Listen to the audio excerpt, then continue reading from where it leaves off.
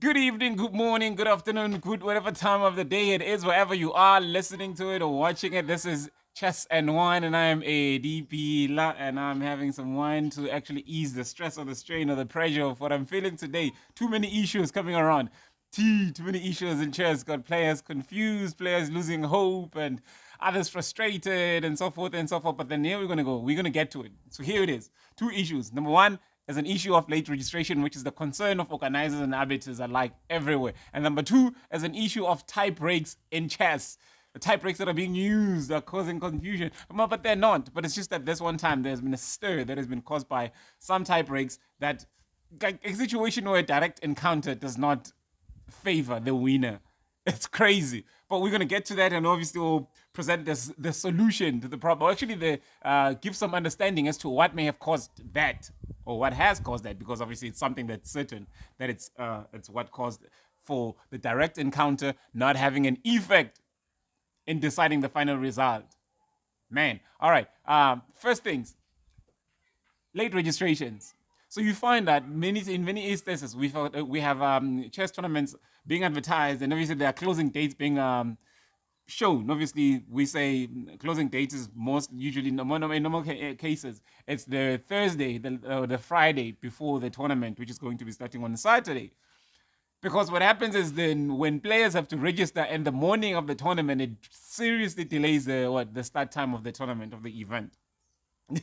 And then this, on the 18th, in the last tournament I did, we had such a case caused by late registrations. So recently, I've started. No, I'm not even sure how to put it, but obviously the computer that I was using, I had to give it to my daughter, who's now using it at tertiary at university for some reason, and I am using this one computer that I haven't ever used. Yeah. So I heard it. Yes, I started setting up the tournament and inputting the players the days before the tournament was to start. But then later I discovered that there's a key that has a problem in that computer. Once you press it, all the entire keyboard dies. And I don't know, you have to pray or you have to wait or you have to restart the computer for it to come back again and then be able to press buttons and actually work. You can only work on the mouse on that computer once that screen or that keyboard dies. So we have that situation. I have that laptop and I'm using it, and I've explained to players. I've told everyone that I knew that tried to register. Please make sure that you've got everybody registered already by tomorrow morning, which is the day of the tournament on the Saturday, because I know that I will not be able to register any players. And then lo and behold, over 50% of the players that are coming to the tournament have not registered.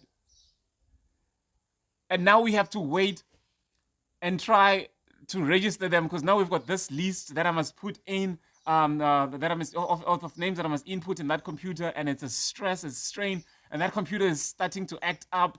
I've got 3 sections to deal with. There's players that need to be removed, and there's a whole lot of chaos happening. Now it's an hour later. Now parents start getting frustrated, players start getting frustrated. Everybody keeps coming up to me like, now, how far? I'm like, hey, I don't even, if I could, if there wasn't so many players, I could just do this thing manually, and then it'll be over soon. But I can't, and I'm just trying. Like, I'm trying, I'm inputting players. Okay, fine. Finally get the round to start 2-3 hours later, which is a nightmare for me, for the organizer as well, for the school, and for the players, the parents who were there, and they were so frustrated.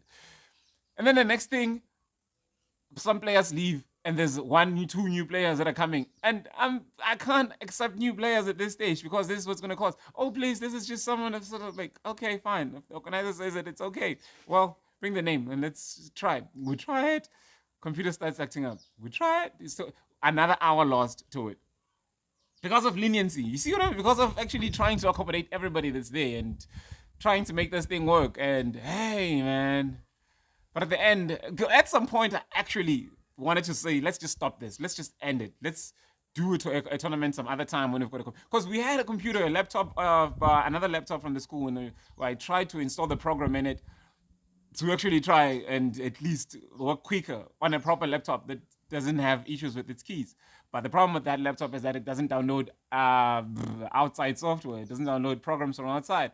it needs permission, and the permission is only they can only get permission from the what do you call from the IT guys in the school who only come back on Tuesday.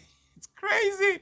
The frustration, you have no idea. But hey, at the end, it happened. At the end, we had a tournament. At the end, it flew. It was flowing. It flew. It doesn't flow. But yeah, it was flowing at the end. And yeah, 5 rounds were played for the 2 sections, and the 1 section played 6 rounds. And that's what led to the issue of tie breaks. Now, the issue that we faced with the 2 players in board 1, both on 5 points each. No, in fact, what happened was in board 2, 1 player had 4 points, and in board 1, the 1 player had 5 points. Player A had 5 points, and player B had 4 points. Player B plays and wins that game, coming from board 2, 3, or somewhere, and he found player A on that board. All right. So after the game, obviously they are both on 5 points. Now they are wondering tie breaks. So obviously tie breaks are going to favor me, right? I'm going to win. That's what the winning player asks. I'm like it's obvious. Direct encounter always. I go to the computer. I enter the results. Boom. All right. Now I see now there's 3 5s. 1, 2, and 3 all have 5 points.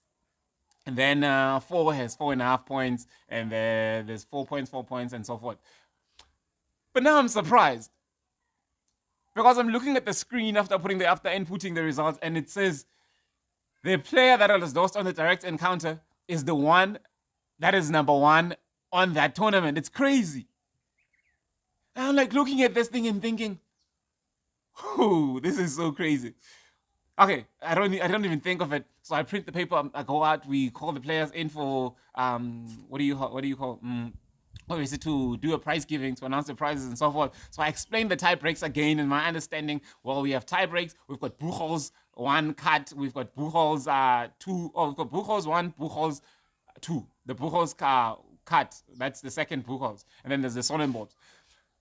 So yes, after explaining that this is how the tie breaks work, everybody expects, just like I expected, that direct encounter is definitely going to favor me. So I explain that, okay, fine. Since we've got 3 players on 5 points, we're going to look at the separating, as obviously it shows on the results sheet. You can check it out. Like, check out the Mombela Chess Open on chessresults.com. Chess results, you'll find it. And then you'll see that the tie breaks that are appearing there, the direct encounter doesn't appear anymore, and then it only shows on the list now of the score in the what do you call this? The cross table, the ranking cross tables of the final standings. So it shows that, and there's a Buchholz 1, which shows that the other player had 21 Buchholz points. And when you're talking about Buchholz, we're talking about we're talking about the total score of your opponents, right? And then there's the Buchholz 2, which is the Buchholz cut 1, which is the total score of your opponent put together minus the lowest score of your opponent. All right. So if it happens that the Buchholz 1 tie, we move on to the Buchholz 2. All right. So yes, so I explained that the Buchholz points for this player is so and so, and that's why he's number 3. Buchholz for this player is so and so, and that's why he's number 2. And I can hear in the claps, how is he number 2 when he won on direct encounter against that player that is definitely going to be number 1 right now?